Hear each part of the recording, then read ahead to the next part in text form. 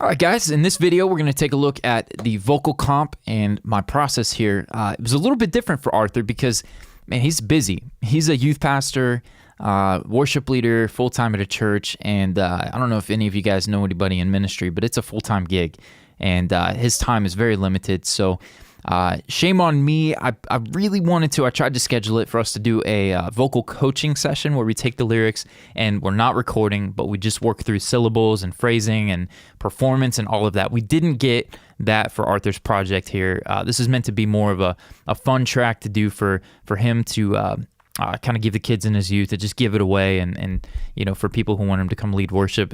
He's a great singer. He has a lot of fun doing what he does, and I love his voice, but we didn't do a coaching session, and we didn't sit down and really drill out how to sing this song, the phrasing and all of that. I did a little bit of it in the recording session, but basically what I'm getting to is I prefer to have call it a practice session or a rehearsal with the vocalist, a vocal coaching session, before going to the studio. And then when we get to the studio, I prefer to comp the vocal or compile the vocal by punching in and getting just one solid take. I don't prefer to do it the way we did it here, but knowing Arthur, his time, and all of that, I knew that I was going to be better off, or felt like I was going to be better off, getting him to just do a bunch of different takes, coaching him along the way, helping him get, better takes or whatever, and then me coming in and spending all the time to do what I've done. So comping the vocal after the vocalist is gone, not ideal. I would prefer to do it in real time. But there you go. It's actually, and it's a lot easier, like I said, if you have a vocal coaching session with the artist. But even if so, you guys, some of you guys are in Nashville or Chicago, wherever, vocalists are amazing and may not need as much practice. But all right, that being said, let's take a look at how we comped this vocal. This first phrase is killing me. It comes in, some of the parts are a little bit weak. Unfortunately, Arthur's not going to have time to come back in.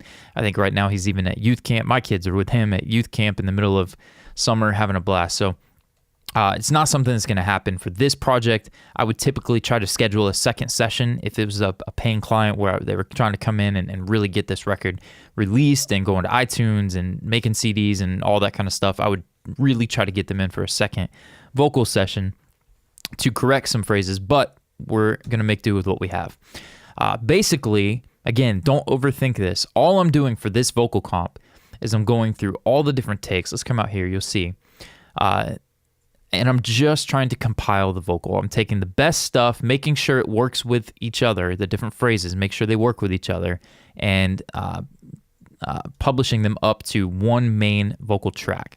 So this is a good example. You can see we've got different colors here. So you got the orange, you got the blue right here, right? All that means is they came from whatever color is down here. So I'm listening, and what I do is let's pull this orange out. My process goes like this. I'll have the one take that I thought was the best. I'll listen through all of them.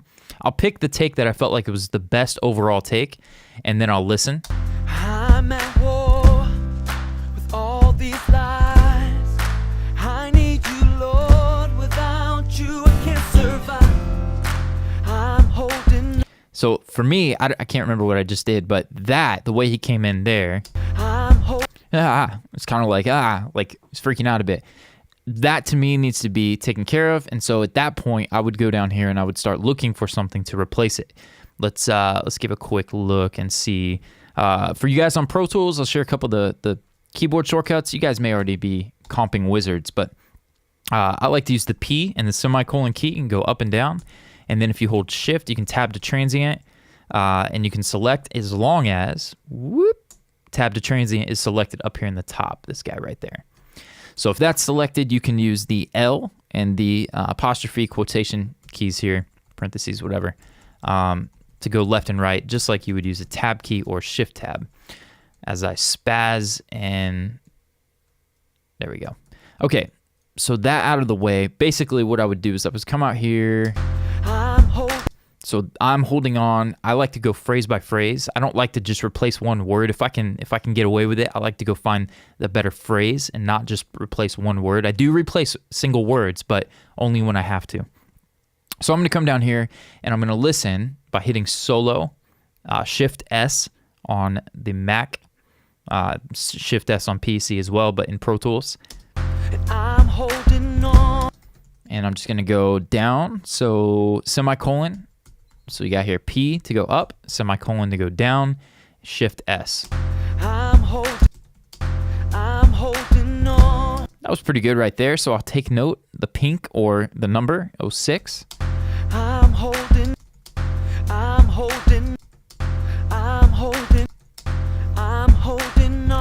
That one wasn't bad either. Let me see what I actually did choose. Was 03 there. I'm holding on. I'm holding on. I'm holding on. I'm holding on.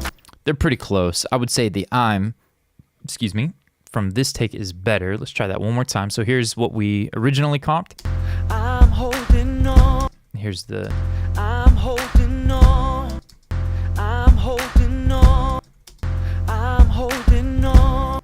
I like this one better. So we're gonna come over here and I'm gonna promote it up.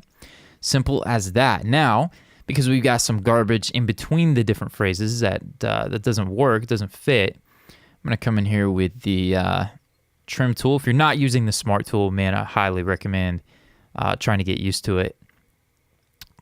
The smart tool, if you're not familiar in Pro Tools, you can hit the escape key and bounce through your different tools up here. And when you get to the 3 there, or you can click through them, but you get to the 3, that's your smart tool. You're gonna get a grabber, your selector tool, your trim tool, and you can do various things like fade in and out, do your crossfades, trim left, right, different things you can do. You go to the top left, you can fade, blah, blah, blah. We'll talk about that in another video. But basically, trim tool, I'm gonna go through and just kind of clean these up and see what needs to be in here. This is a bunch of noise. I'll just do that. We'll go through and tighten that up later. So now we've got that take, and we've comped that part. So simple as that. Again, don't overthink this. Just listen for the stuff that works and put it on the main playlist. Now, the biggest part is to make sure that these different phrases that you pull and comp to, the lead here, that they work from phrase to phrase, that they work together. You may have a really soft-spoken, gentle phrase that's in better tune, better timing, but it doesn't fit with the energy from the other phrases. Let's pretend that this was like super soft and chill, and then we comped in like this high energy. It's just gonna throw things off. So you gotta use your ears and make sure that you're comping good parts, but I'll pull that back a little bit. Let's take that out. I'm at war with all these lies. I need you, Lord. Without you, I can't survive. I'm holding on when all hope is gone. In my weakness, you are strong. Cool. So that's it. I mean, very straightforward. Just listening to make sure that you get the best takes, you put them up there, and then you check against the energy, the feel. Another thing to listen out for is the tonality of the vocal. If you've got a vocal phrase where he was eating the microphone, maybe this whole first section here is close, he's eating the microphone, and then this here he kind of drifted off and he's off to the side. I don't care if the phrasing's better, I don't care if the tuning's better, or whatever it is better. If you shift off and you get a different quality, it's just going to throw the vocal performance way off, and you're probably better either looking closer for a better take or getting them back in the studio, because it could be really weird or janky having to do all that editing. So, all right, so crossfades, the other thing, just make sure you get your crossfades in here. Nice little tight fade. I'll go through before I bounce this and import it into Melodyne and all of that, and make sure all the editing is tight. And that's that. You may want to be, some of you guys are probably going to be super tedious, and you may go through and look for the best breaths and go through and put all the different breaths in, and you may go through and listen for starts of phrases and ends of phrases, and you can get super tedious with this, and I've definitely been there and done that. I've been super tedious in the past with my editing, little lazier nowadays and whatnot, but this is it. Don't overthink it. Just go through, listen, and promote and comp the stuff that works.